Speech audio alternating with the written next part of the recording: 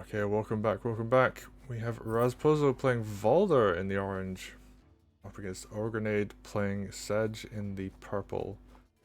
So for anybody interested, this is going to be the last day of us covering TYM November. I managed to get the earlier build that kind of like throws back to the old patch.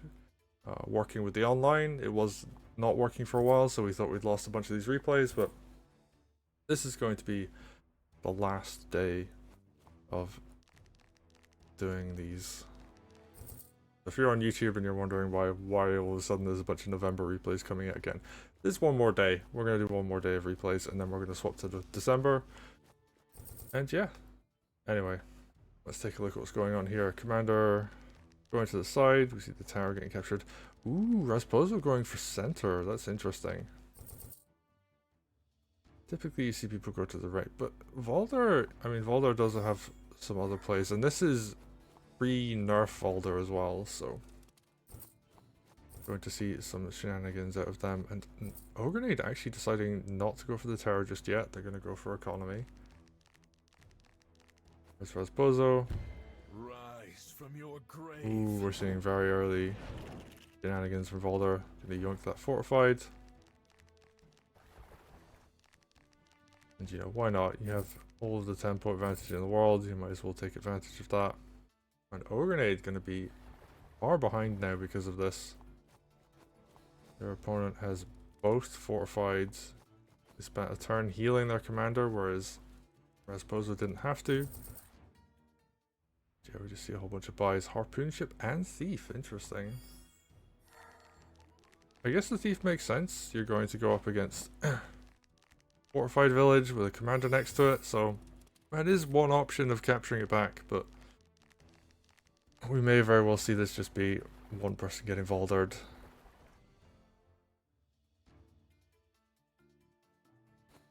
But it's hard to say. Sedge has a lot of comeback potential, and OgreNades, they're no slouch. They are a good player, so I'm going to see if they can come back from this. A huge army of dogs coming forward.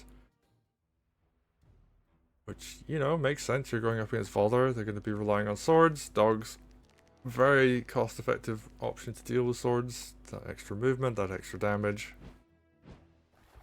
There is a dragon out, and dragons destroy dogs. They do not do well in that matchup. What do you do here if you're OgreNades?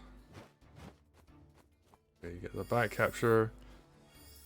You get the steal, very good. There's actually nothing that can really do anything to this thief right now.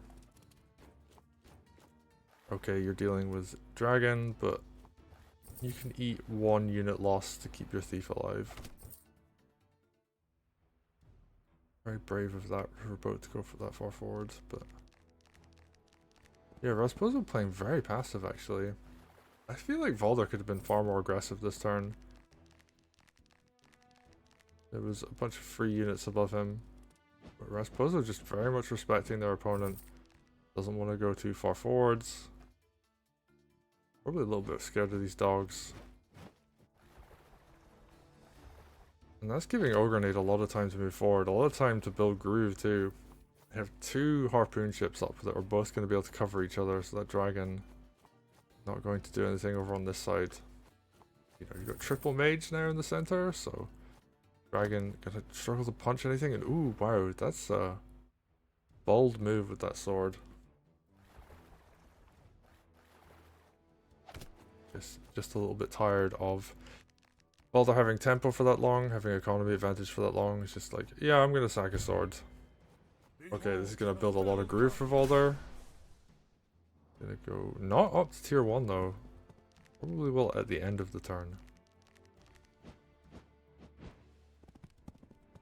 Yeah, Valder just getting ready for big push. I like the use of the money to build an archer there as well. Gonna be able to stall out this naval force coming forwards. Ooh, big hit. Air trooper taking a lot of damage. That's actually building quite a lot of groove. You know, you're knocking down a village constantly. You're hitting the opponent's unit that's capturing it. Try and find Sedge. What's he at? 74%? Okay. Rasposo, they have a huge amount of money right now. Doing their own push on the naval front. Ooh, takes down fortified village. Valder goes forwards. And there's nothing here to really deal with Valder. There's no warship. No golem, no dragon. I guess there's a dragon over here, but that's a long way away.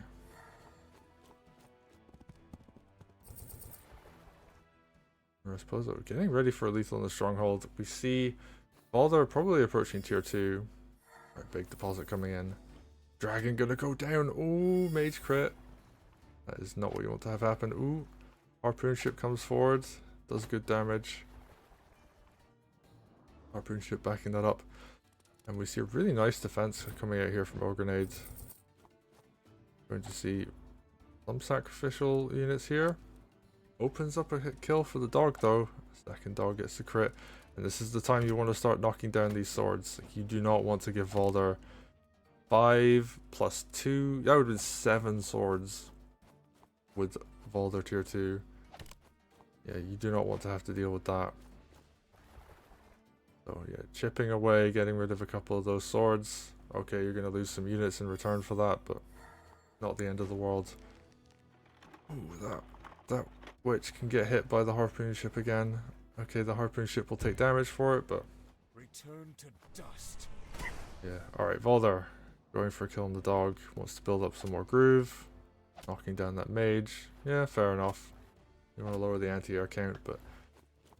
I don't know, like that witch can get hit by the harpoon ship. It's pretty spooky, actually.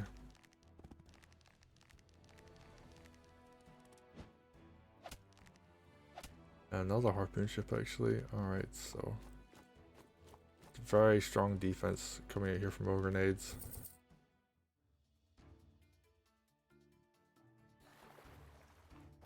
Our folk move forwards.